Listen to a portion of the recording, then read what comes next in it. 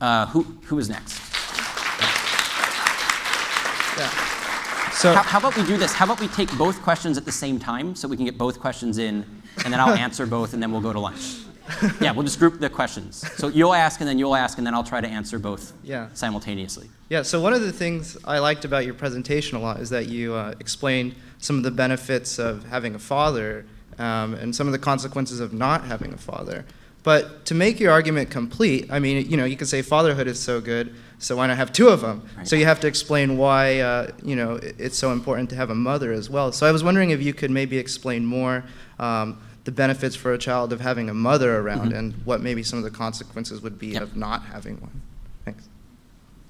I guess mine is a little bit different and probably more like the practical consequences of if we go the road where we do afford everybody their right, for example, the gentleman before me, the right to get married.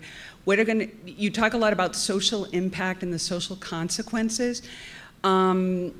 I think we're dealing a lot with how much this is going to cost in the future.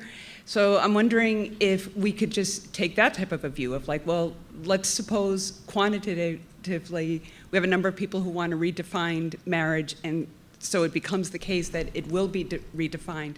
How would we adjust? How do we adjust and prepare and solve the problems that maybe people can't agree what the cause of the problem is, but it needs to be solved. So children who need parenting. Yeah, both questions, great.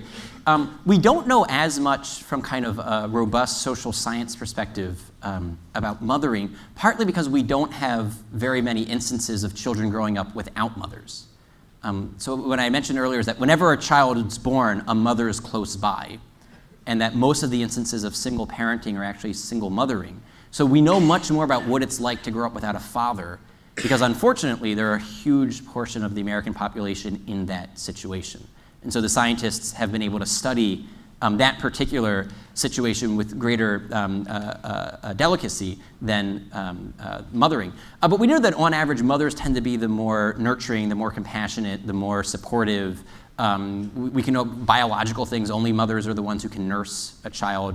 So far men can't. But there was an earlier question about nanotechnology and what we're going to do. And so who knows? But I mean, so far there are biological differences in which the mother, one, will be more likely to be nursing the child, but also she tends to be the more nurturing of the two. So if you are looking at this, what would happen if you grew up without a mother, maybe you would have all of the problems of typical male misbehavior just compounded on each other.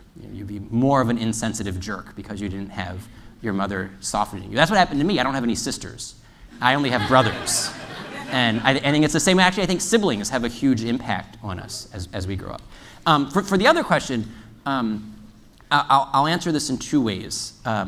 One is that I think to a certain extent, whatever happens in law and policy, we as free citizens will always be capable of living out the truth about marriage in our own lives. And so I think to a certain extent, the best defense of marriage are healthy, happy marriages. And the best way of protecting the rights of children is by being a good parent, a good mother, or a good father to your own children, and helping your own children grow up to be good spouses to their husband or wife and good parents to their children. And so in this sense, no matter how the law defines marriages, our individual communities, whether it's a religious community, educational community, a civic society, whatever sort, can be encouraging men and women to commit to each other permanently and exclusively and to raise their kids. So marriage prep programs at churches, pre-Cana programs, marriage saver programs, there is a host of opportunities for us to get involved to try to recreate a marriage culture. And on a college campus, actually, I think it's something like the Anscombe Society that's taking a lead in doing that here at Stanford. Doing that in terms of educating students about the importance of marriage, educating students in terms of Dr. Brudziszewski's talk about the importance of the virtue of chastity, about preparing yourselves now as an 18 or a 19-year-old so that when you're 25 and you're getting married, you can be a faithful spouse, you can be a good husband, a good wife, be a good mother, a good father, that those habits are either developing now into virtues or developing now into vices. So I think the work that Judy and Irene and other students are doing here at Stanford is one way in which we can do that. The last thing I'll say is, if we get a string of bad court rulings, if the law and the politics go against us, I think here we just take a lesson from the pro-life movement. In 1973, February of 1973, a month after the Roe v. Wade decision, it would have been easy for students at a place like Stanford to say, well, we've lost, let's just give up. But they didn't. And so Professor Bryson was one of the pro-life leaders here, probably, 20 years after that, leading the pro-life movement here. But there have been pro-life leaders for the past 40 years who have refused to accept Roe v. Wade as the truth about the Constitution when it comes to unborn children, or the truth about unborn children. And so for 40 years, we've had philosophers and embryologists and biologists and lawyers making intellectual arguments, vindicating the rights of the unborn.